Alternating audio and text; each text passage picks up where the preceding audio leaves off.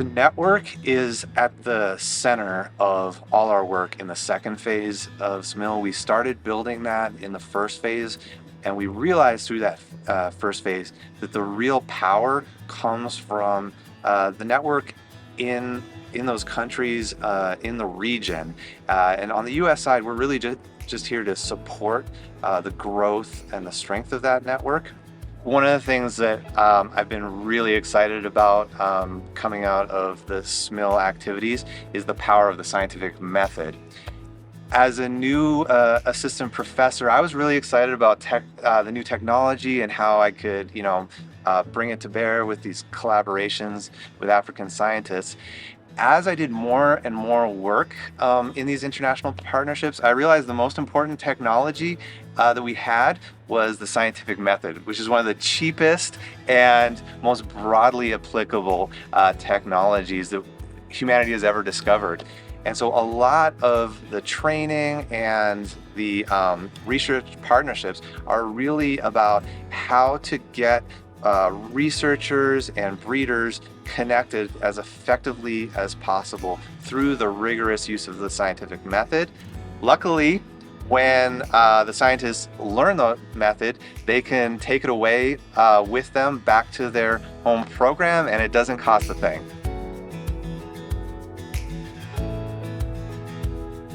It's absolutely everything.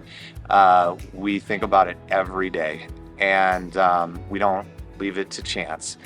That's why we build right into the projects collaborations with, for instance, farmer organizations, the people who are actually going to be growing those crops and consuming the products from those crops. Looking at the history of crop improvement, it goes well when everybody in the research and development system is really committed and accountable to making sure there's adoption. So, money, resource, and everything.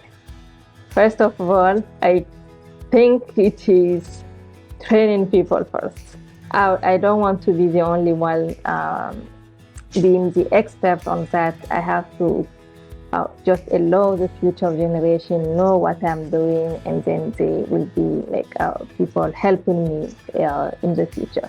So first, training them, letting them to know what I'm doing exactly, and they can understand what the challenges may be. And then the next is, I think, to have a real, I want to make my institution like a center of excellence, so where it will be possible for all crops in working in genomics and plant breeding can work together there, and then it will help a lot of smallholder farmers and end users. So working together and creating the network, and then helping training for the future generation, especially women. My research skills that I developed was very kind of like technology-based skills, and those skills most of the time they are not well developed here where I am right now. One example of that is, for example, the implementation of goal high, is the goal-directed hypothesis-driven research. Before that, we were just, for example, developing research objectives. Sometimes they are not connected to the breeding program's goals or what the stakeholders they need, like what the local communities they need. But right now, we are trying to implement those goal high skills in our daily research, especially with the students, especially the master's students level, and even the PhD students. So while they are conducting their research, they will keep in mind how they're going to link their objective or the research objective with the breeding programs, and what also the local communities they prefer, especially in terms of trait varieties preference, or what kind of agroecological region they should focus, and how to be more precise while developing their research skills or breeding skills. Like yesterday, I had a meeting with some of my colleagues, but I was the only lady in the room. So, and then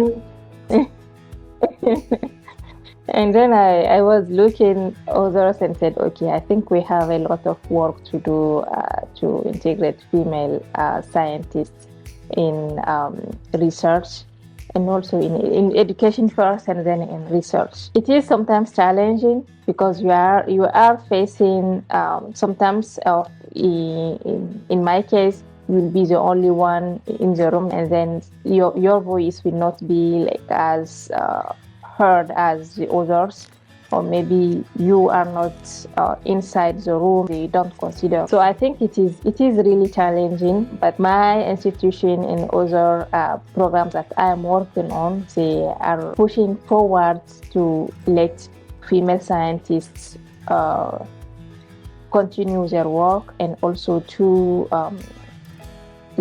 to progress or to enhance science in their area.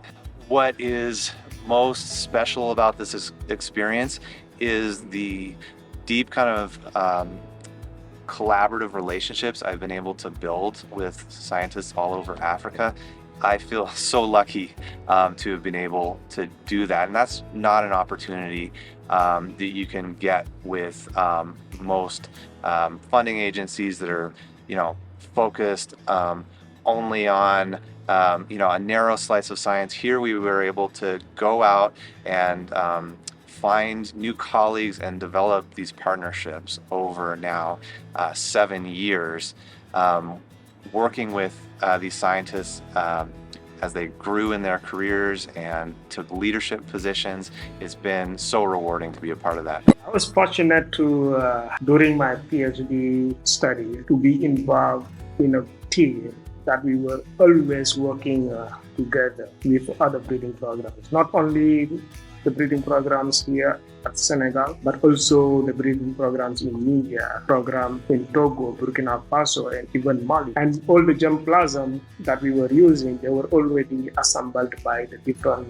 researchers, geneticists, physiologists, and breeders as well. So those materials, they have improved varieties, local varieties, some introduced lines that have major important trait, agronomic trait. And we got to collaborate efficiently.